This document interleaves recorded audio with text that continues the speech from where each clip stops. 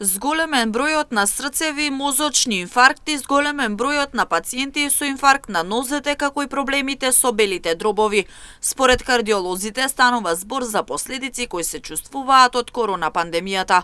Доктор Сашко Николов вели дека како пред короната имале по 30 пациенти месечно. Сега тој број е зголемен на 40 па дури и до 50 стентирања за еден месец. Сега месечно ни доваѓаат 40 до 45 стентирања, некојаш и 50. Бројот на каротидни стентирања е зголемен за 3 пати. Бројот на периферните пациенти кои што доваѓаат со периферни болести е, па можеме да кажеме и 5 пати зголемен од претходно.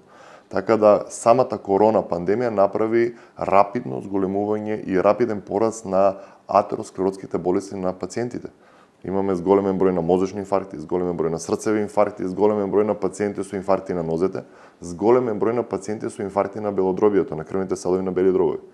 Значи, ако сме имале ние на 3 месеца еден пациент, сега имаме месечно еден пациент со инфаркт на бели дробови, кој што лежи кај нас на одделението, и тие се 15 до 20 дена хоспитализација. Така да самата пандемија, како што и претпоставувавме, вирус кој што го напаѓа интима медија, затоа и се фативме сите ги мериме дедимерите. Значи, дедимерите нормално да растат кога имаме инфламација на ѕидот на крвните садови. Дополнително, доктор Николов потенцира дека се помлади пациенти страдаат од срцеви инфаркти, а се руши и митот дека жените се повеќе отпорни на вакви заболувања.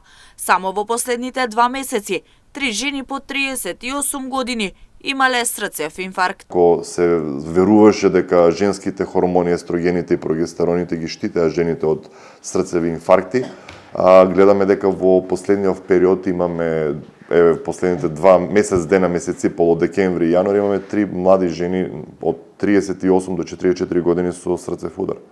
Имаме млади момци 27-28 години со тешки срцеви инфаркти.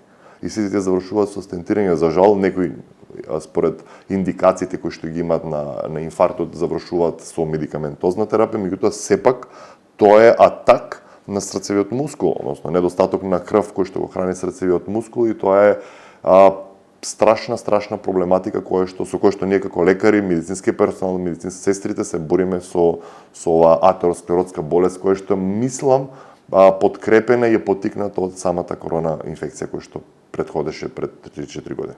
Во однос на опремата која ја поседува Штипската клиничка болница, доктор Николов потенцира дека има доволно опрема со која се располага и може да им се излезе во пресрет на пациентите од истокот.